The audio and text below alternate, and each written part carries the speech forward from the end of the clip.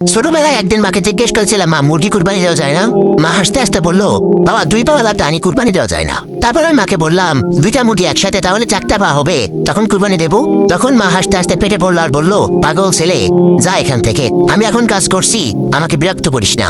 আমার বাবা সামান্য একটা জুট মিলে চাকরি করতো, সামান্য বেতন পেত, সেই বেতনে কুরবানি দেওয়া সম্ভব হতো না। কুরবানি ঈদের দিন মুরগি জবাই করা যায় না, তাই বাবা ঈদের আগের দিন মুরগি জবাই করে বেছে হালকা রান্না করে কষিয়ে রেখে দিত।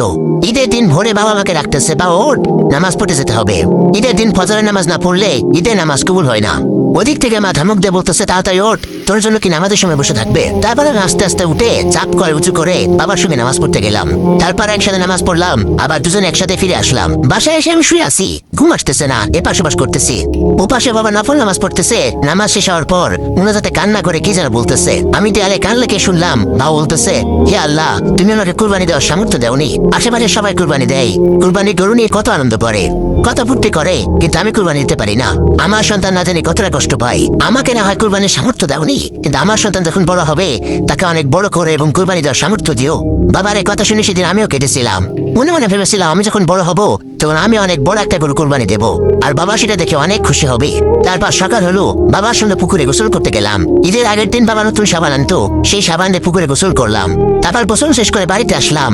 পুরোনো পাঞ্জাবিটা পরে ঈদের নামাজ পড়ার জন্য ঈদের মাঠে গেলাম। আগেই বলে নেই, ওই সময় আমাদের 2 ঈদে নতুন কাপড় কেনার সামর্থ্য ছিল না। এক ঈদে কিনে দিত, সেটা দিয়ে 2 ঈদ পার করতে হতো। তারপর নামাজ শেষ করে বাবাকে নিয়ে গেলাম মাঠের দক্ষিণ পাশে মেলা বসতো, সেখানে অনেক খেলনা বসতো।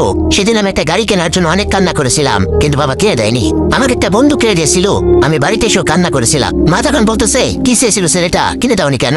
বাবা তখন ওপাশ থেকে বলতেছে, আমি কি করে কিনে দিব, ও যে খেলনাটা চেয়েছিল সেটার দাম 400 টাকা, তা আমার কাছে ছিল মাত্র 300 টাকা, আমি কিভাবে কিনে দিব? সেদিন আমি বুঝতে পেরেছিলাম আসলে বাবার সামর্থ্য নেই, তাই বাবা কিনে দিতে পারেনি। তারপর কান্না বন্ধ করে দিলাম। কিছুক্ষণ পর মা এসে আমার ডেকে নিয়ে গেল। মা সেমাই খেতে দিল, আমি সেমাই খেলাম। ঈদের দিন আমাদের তেমন কোনো কাজ ছিল না, তাই আমরা কুরবানি দিতাম না, আর বন্ধুরা তাদের সবাই কুরবানি গরু নিয়ে ব্যস্ত থাকতো, তাই আমি আর বাড়ি থেকে বের হতাম না। আর বাবা মায়ের রান্নার কাজে সাহায্য করতো। মা সেদিন মুরগির মাংস আর চালের রুটি বানিয়েছিল, আর সেই সময় কষা মাংসের মুটি দিয়ে রুটি খাওয়া যে কি স্বাদ শুধুমাত্র আমরাই জানি, এই যুগে কেউ জানবে না। তারপর আমরা দুপুরে 3 জন একসঙ্গে বসে রুটি আর মুরগির মাংস খেলাম। ওই সময় আমরা কুরবানির ঈদে মুরগির মাংস খেতাম, কারণ আমাদের কুরবানি দেওয়ার সামর্থ্য হতো না। ওই মুরগির মাংস আর রুটির যে কি স্বাদ তা বলে বোঝানো যাবে না। বাবা মা আমাকে ছেড়ে গেছে অনেকদিন আগে, আজ আমার অনেক টাকা। আল্লাহ তাআলা আমাকে কুরবানি দেওয়ার সামর্থ্য দিয়েছে। এই ঈদে আমি 2টা গরু কিনেছি। আমি যত ব্যস্ত থাকি না কেন, এই ঈদের মধ্যে আমি গ্রামে চলে যাই। আমি বাবার সঙ্গে ফজরে যে মসজিদে নামাজ পড়তে যেতাম, আমি বাড়ি যেয়ে সেই মসজিদে নামাজ পড়তে যাই। বাবার সঙ্গে যে মাঠে নামাজ পড়তাম, সেই মাঠে আমি ঈদে নামাজ পড়ি। নামাজ শেষ করে এসে কুরবানি দেওয়ার পালা, কিন্তু কুরবানি দেওয়ার জায়গায় আমি গেলাম না। ম্যানেজার এসে ডাকতেছে, স্যার শুরু।